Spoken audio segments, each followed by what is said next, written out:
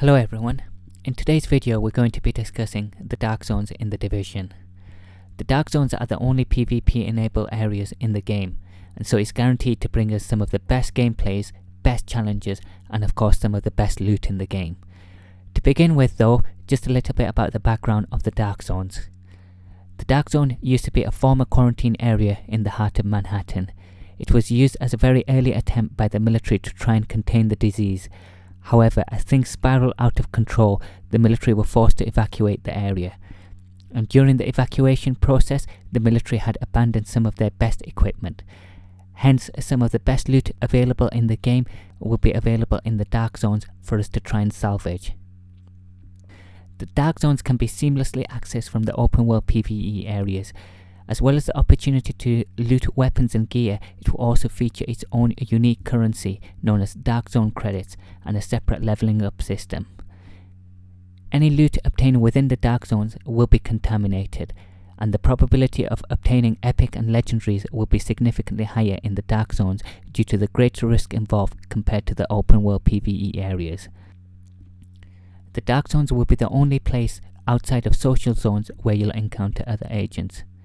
As well as other agents, you'll face NPCs such as the Rikers and Cleaners as well. When you are confronted by other agents in the Dark Zones, you have the option to either collaborate with them or to turn against them, both of which can have their own benefits. By forming an alliance, it will allow you to tackle AI with greater ease by having greater firepower at your disposal. By betraying other agents, you can claim their loot as your own. However, if you do choose to go down this route, you will be flagged as what's known as a rogue agent. Once flagged as a rogue agent, you'll suffer consequences, including a bounty which will be placed on your head, which will alert all nearby players and is certain to attract unwanted attention. If you do manage to successfully survive a rogue bounty, you can claim the reward for yourself. As mentioned earlier, any loot obtained in the Dark Zone will be contaminated, and in order to utilize the items you obtain, you'll need to successfully decontaminate it. The first step in decontaminating loot is to call in for an extraction. There will be multiple designated zones in the Dark Zones where you can call in for an extraction. To initiate the extraction, a flare will be fired which will alert all nearby players of an attempted extraction.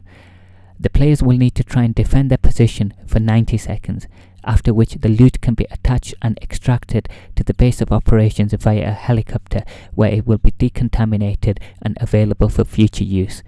If the player who calls in for the extraction dies during the process, then the extraction will be aborted and will need to be restarted. The choice of collaborating or betraying fellow agents in the Dark Zones is certainly a very interesting mechanic that's been implemented. Both collaborating and betraying agents can have their own benefits as well as their own consequences, and quick judgment will be required in the Dark Zones just as much as quick reflexes. I'm sure some of you will be looking to venture into the Dark Zones as lone wolves, and if you do choose to do so, it can have both advantages and disadvantages. On one hand, you're seen as being more vulnerable and more likely to be targeted. On the other hand, you're seen as less of a threat. If you don't feel safe roaming around as a lone wolf, then you'll always have the option to try and pick up buddies through the social zones, using forums, and I'm sure there'll be LFG sites that'll pop up to try and acquire buddies to play with. Now that's all for today's video. Let me know in the comments how you'll be looking to tackle the Dark Zones. Thanks for watching and hopefully see you soon.